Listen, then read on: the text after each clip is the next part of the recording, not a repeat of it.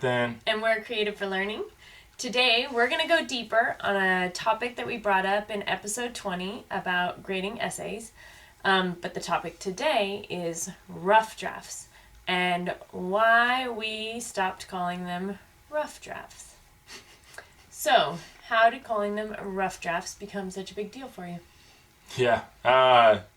First off, before we do that, if you haven't watched episode 20 and you want to know how to save tons of time grading your essays, we started a conversation over there. Go watch that down in the channel because really I think it could make a big difference. But yeah, rough drafts today, which we brought up last time. I noticed my students were turning in their rough drafts with all kinds of obvious errors in them. Like, not obvious for me, certainly obvious for me, but obvious for them. And I knew they were obvious for them because when I asked them about the errors, they would say, well, this is the rough draft, right? We'll just fix them later. And as a teacher, I don't know if that's ever ruffled your feathers, but it certainly did mine. Like, wait. You're trying to write rough drafts. Like, you are purposefully doing your worst job because then when we revise it, you'll go, yeah, see, I revised it all. It's way better. Then it's way better. Look at it, remember all that? And that process bugged me because I knew where these essays could be, but they were purposeful, they knew that they were going to have another draft, and so they, instead of starting here and then getting better, they went, well, I'm going to just make it worse to start so that this is all the stuff I already know to fix. And it's like they were, I don't know, like that process bugged me. So, they weren't caring about polishing or excellence or anything like that. So it's hard for people to get a first draft done. A lot of times even just to get their thoughts on paper. So writer's block and all that. So for some people they think, well, as long as they've gotten their ideas on the paper, and we don't want to have them paralyzed with pressure or anything to do their best things. So how do you help them understand that? Yeah. But this idea hit me right about the same time I'd finished reading an essay by Anne Lamott, and I don't think we've cursed yet in this show, at least not a serious one. But this isn't really me cursing; it's Anne Lamott, and it's so a quote. The title of her essay is "Shitty First Drafts." And if you haven't read it, you should go read it. She's a creative writer, but I also taught creative writing, and so this process kind of helped my creative writers and my English class writers. So yeah. So wait, just to clarify, did you use that term in your class, or did you read that with your class? Not in my English classes, but I actually did a couple of times in my creative writing classes. I'd say it like this. And so her essay was called Shitty First Drafts, or crappy first drafts. And then I would say, but she didn't really say crappy. And they'd go, oh, like that. Did you get in trouble for saying crappy? No, I didn't. Okay. Some of you might, so don't do it if you'll get in trouble. But especially in creative writing class, they're actually allowed to use those in their stories, and so I felt like I could do it there. You just got to be smart and wise. Don't get fired. And you don't even necessarily have to mention her essay, but knowing her essay and the ideas in it can be really helpful. So yeah, her idea is that everybody's first draft is crappy. It just is. If you ask any authors, they're terrified of their first draft because they're afraid to do a crappy first draft. But the first hurdle that every author has to overcome, or at least so many of them, is your first draft is gonna be crappy. Mm-hmm. It's even when you do your best on it, it's gonna be crappy, and they're terrified at the end. They're like, whew, I finished that, but that's so bad. And then they know they have to go fix it. And it's funny that authors know they have to go fix their stuff, but then we don't treat our students necessarily like authors, or at least they certainly don't see themselves as authors who are writing really good, thoughts. And so they don't see that, yeah, my first draft is going to be crappy, but they just don't see that. And that's really one of the first steps is, yeah, your first draft's going to be crappy. Get over it. Now get it done. Yeah. And so that helps take the pressure off, or how? I think it does. Recognizing that nobody does a good first draft. Pick your favorite author. Suzanne Collins, John Green, they all do crappy first drafts. all of them, and they're professionals, and like we're not professionals, and guess what, we're gonna have crappy first drafts too. They might be worse crappy first drafts than professionals, but they're all crappy compared to us, right? Like everybody has their own different level of crappy. So you calling it a best draft possible seems like a contradiction though to what you're saying. I took the phrase and I stopped calling them rough drafts, and then I started calling them best drafts. Okay. So my students were no longer allowed to call their work rough, even though it is, right? Okay. So we'll say, yeah, your draft's going to be crappy, but and they'll even ask, like, when's my rough draft due? And I say, we don't turn in rough drafts. We turn in best drafts. Your best draft is due on Tuesday. And they're like, but isn't it a rough draft? I'm like, nope, it's your best first draft. And they're like, wait, so does that mean there'll be another draft? Maybe. Turn in your best one. Well, but what do you mean? I'm like, well, if there's another one, then we'll improve your best one and make it more best.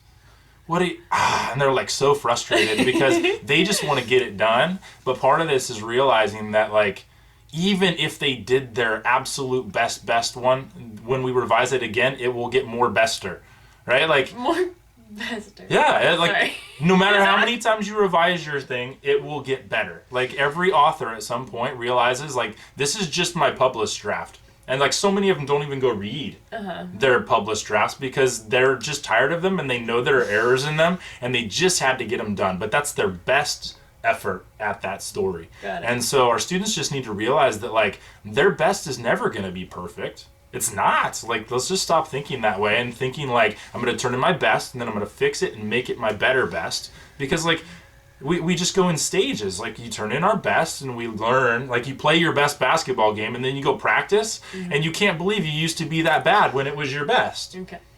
Right? Is that making sense? Like, yeah. So your bet, like but if you don't ever keep shooting for your best, then your best doesn't get better.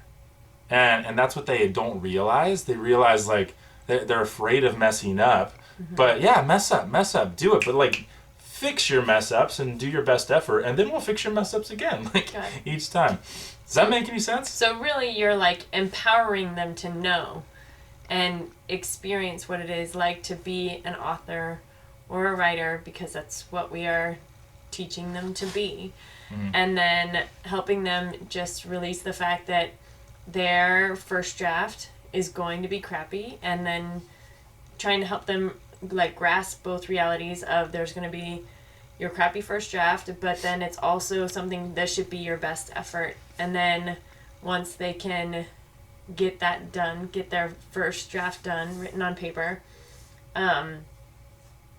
then you guys can make it more awesome. And a lot of times I'm guessing it probably made it where they had to do a step where they had to just get their thoughts on paper and then go through it and kind of edit it before they turned it in. Yeah, before they turn in their first best draft. So it made it more like, instead of them just like, I'm getting thoughts on paper and it's just my rough draft, so it's okay. Yeah. It's I'm getting my thoughts on paper, then I'm going to go through and edit it to make it my best, just getting it out, and we'll see. So sometimes did you have it where you just graded the first thing that they turned in as their final, or did you always have next best drafts? I would always put a letter grade on their first draft. Okay. Their best first draft. Okay. And then they would get it back. And then go back to episode 20 and then they would learn why their draft was that. Okay. And then they would fix it. Got it. Yeah. But really, like, they need to realize that getting a draft done is a great success.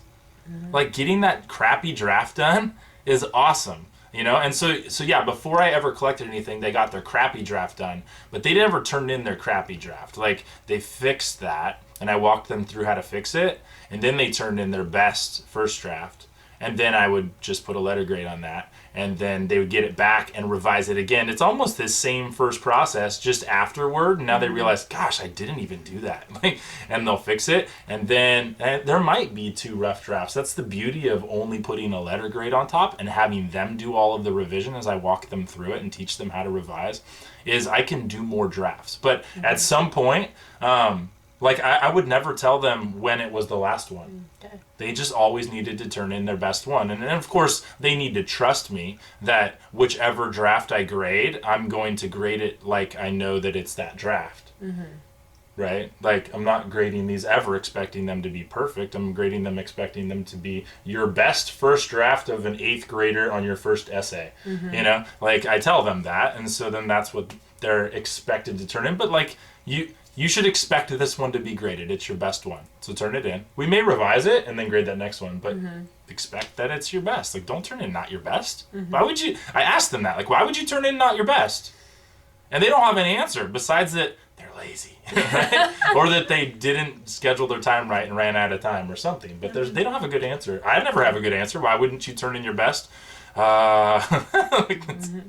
It just goes right to my motives in there. I noticed you called it rough drafts. Did I? Crap. Sorry. Okay. Best first drafts. First drafts. Best drafts.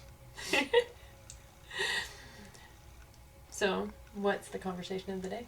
Yeah, so, well, before we even go there, though, like, I have outlawed the phrase rough draft from my classroom, and I replaced it with best first draft.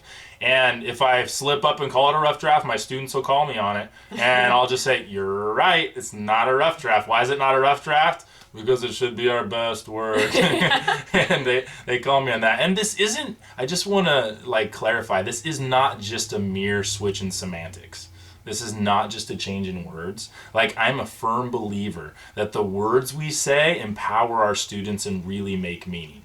If we don't believe that the words we say change the world and change their beliefs and change their mindset, then I feel like we're missing out on some of our power. And I'll even show them, like, so I'm a writer. I taught creative writing. These are 4 of my unpublished novels, which is a great motivator for them. That why would you write 4 if none of them were published? Because I'm in process, right? Like, none of these got published, and I'm going to write book number 5 sometime, right? But then I'll even show them, like, sure, I publish them and I make my own covers just for myself so I can have them on the shelf. But then I show them that, like, sure, see this one? It's in a cover and everything. And then I'll show them this draft, right? Like, look inside. That was my 7th draft, and I'm still finding all of this stuff to fix, right? Like, that page on draft 7 needed to be fixed, and it's all throughout here, and I keep these so that I can show them. So I don't know, pull out your old essays or whatever you got, give them proof that you're in process, or maybe you're not in process and you feel like you have to be perfect. You don't have to be, right? Feel free to let that guard down and show them the man behind the curtain. Isn't that in Wizard of Oz? Wizard of Oz. Yeah. Yes. That you don't have to be the all-powerful Oz. You can be in process, too. So what is our conversation for the day? How do you get students to turn in their best drafts of their essays? Now, do you have any strategies? Like, what have you done? How do you get them to not turn in the purposefully rough ones? How do you get them to turn in their best? So, keep being awesome, and we look forward to your conversation down in the comments.